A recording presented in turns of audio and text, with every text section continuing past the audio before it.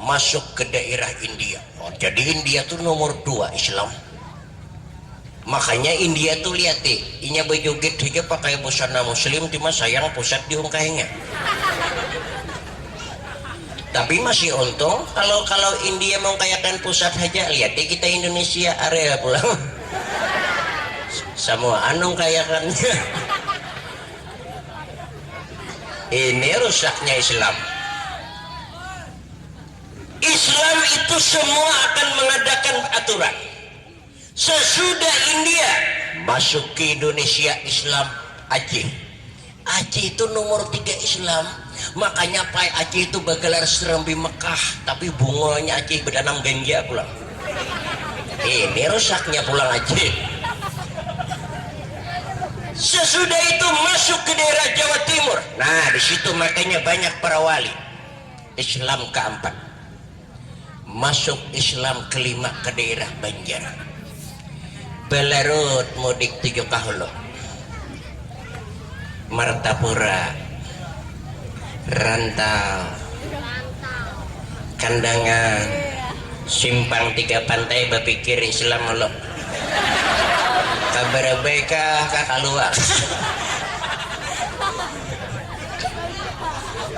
Makanya kami di beberapa itu ada masih nangka Islam tertinggal. Sebelah Birayang. Di sini kan ada pakai cuma jauh di Meragot situ. Nah, kita bukalah kisah yang dalam ceramah di kerajaan Banjar. Lalu adanya Islam mulai terdiri di pinggiran Sungai Alalak. Siapa yang ada orang Banjar sini adalah mun adanya orang Banjar angkat tangan. Kalau perlunya bipinian suruh ke panggung. Ulun hendak tahu kisah di pinggiran Sungai Alalak. Sungai Alalak tuh sampai sekarang tetap ngarnya Sungai Alalak. Di zaman dahulu pinggir sungai itu hanya hutan melulu. Bila naik ke sebelah kanan, sekarang sudah diduduki kayu tangi. Padang orang gila. Kok ini hilangan kagak bos ini bukan?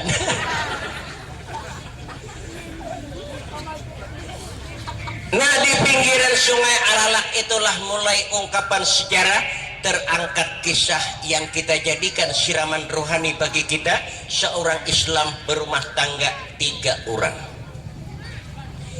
3 orang sekeluarga kaya di pinggiran Sungai Alalak. 2 orang ayah ibu punya anak perempuan yang bernama Siti Sa'dah. Dan jadi kalau kita Kalimantan nih bibinian kebanyakan awal di ngaran tuh lawan Siti. Ada di daerah Arab tuh bilainya bibinian diawalinya lawan Nur. Bibinian. Bilainya lelakian di tanah Arab tuh diawalinya lawan Muhammad. Ada kita nih ulun lihat maulah ngaran timbul melihat zaman. Bila beranak bibini zaman artis Lumanohara hangaran. Manonya orang, haranya seorang. Pangaran tuh paenam bagus kalau bisa tuh kita mengambil di Quran jadi sunat dipanggil. Ini kada seno di Quran disuruh mengarani anak lu jahanam. Neraka warak pulang. Jadi mengarani anak ini yang paling bagus kita mengambil contoh di Quran. Kalau inya laki-laki awali hangaran tuh Muhammad. Ulun pesan. Ada anak 3 buah pian saikung barang awali lawan Muhammad. Hujungnya tuh Muhammad tanggiling aja kali lagi. Apa yuk jadi jual batimbang.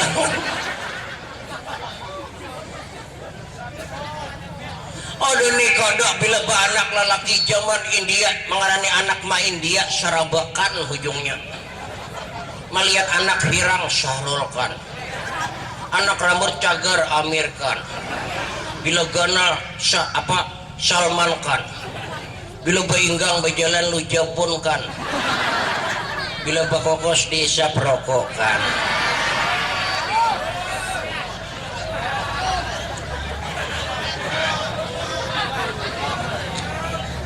Maulah ngaran anak lu Sarabakan.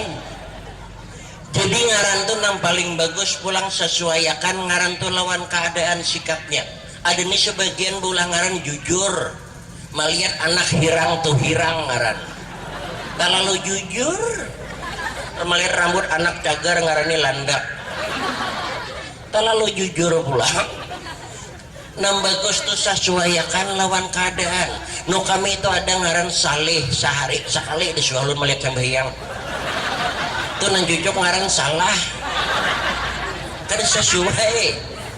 Ada juga beheri yang ngaran nu kami tuh gamuk, orangnya kurus awak. Ada jujuk juga. Ada masih ada tuh ngaran nu kami tuh utuh Ramadan sehari disuah puasa. Tuh nan jujuk ngaran utuh neraka.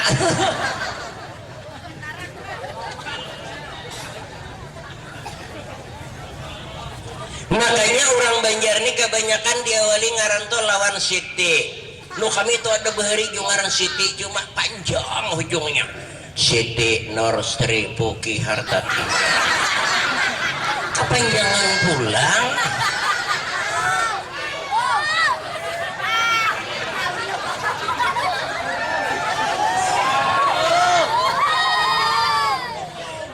Ini kita lihat riwayat sejarah Siti Sadah.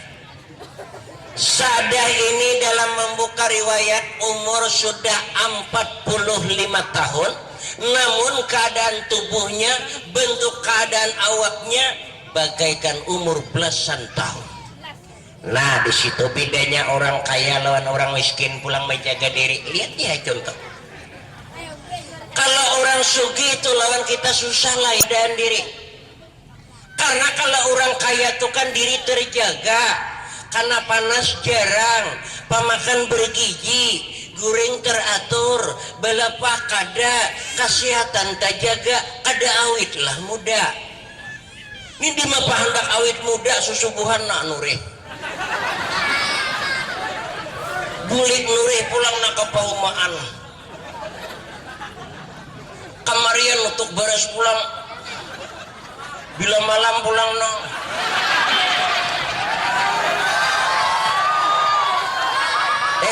Kakalakan bulikan lagi bulikan.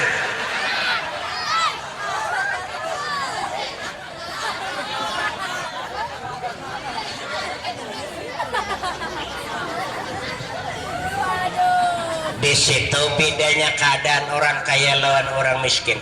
Lihat ya keadaan kita, pegawai lawan tani aja lain, pengusaha lawan pulang penderita lain pulang. Lihat ya. Jadi kalau orang kaya tuh umur 45 masih kada apa-apa, bujangan masih keadaan belian, susu jenuh, mahin taluk masih. Bulat teh susu orang kada suata gerak.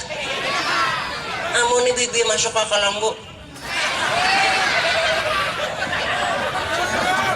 Menyusui anak pulang sambil ditimbang anak menyusuna. Ada simba panjang lah susu. Tutup mandi ke banyu landas turun. Larut susu tujuh ke belakang. Cangol-cangol montongnya dibawa ke tiang. Nah jurang yat walut mau kan.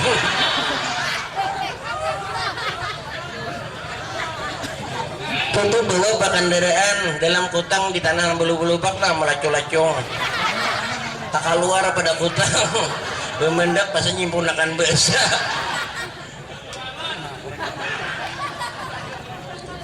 Mun dia orang na anom tuh noh mahin talu. Ini kita nih mahin talu aja mahin talu bededar. Nah disitulah bedanya kalau orang kaya menjaga diri, merawat diri lawan orang miskin. Karena kita ini kan daripada sibuknya kerja diri. Selesai baca Quran, sadah lalu duduk mengucap zikir, zikir pulang. Pakaian tetap dalam keadaan rapi.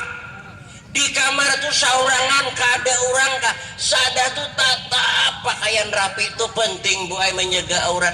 Aduh nih kodok bila saurangan di rumah mengguring iwak terbaca cawatan.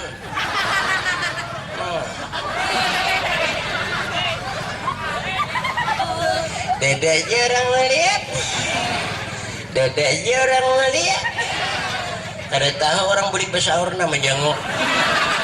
Nah jurang lu namanya bemasak ya.